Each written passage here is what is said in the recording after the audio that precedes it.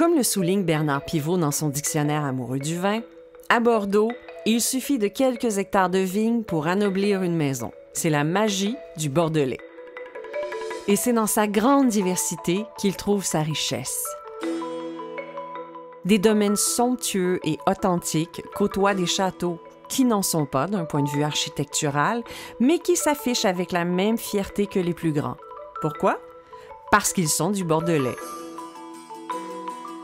Cette cohabitation existe aussi entre les cépages de l'endroit.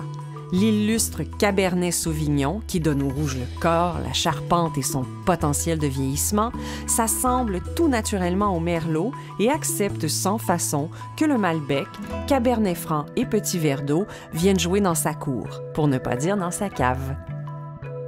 Du côté des Blancs, secs, effervescents ou liquoreux, le fier et vigoureux Sauvignon fait sa part en s'associant, en fût ou en cuve, au suave Sémillon et à la délicate Muscadelle.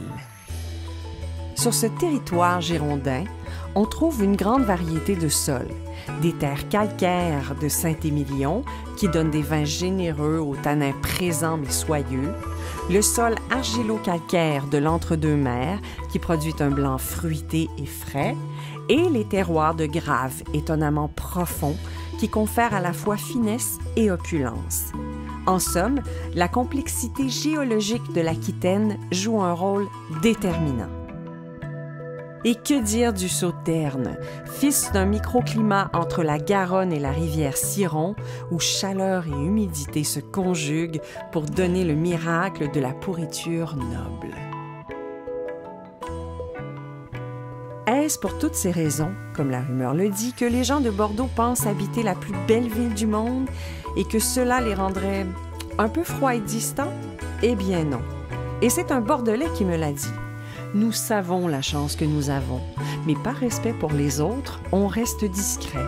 On appelle ça de l'élégance. Et c'est sans doute pour demeurer au même niveau que les nombreux touristes admiratifs qu'ils ont créé l'immense miroir d'eau qui permet d'admirer la ville, la tête basse.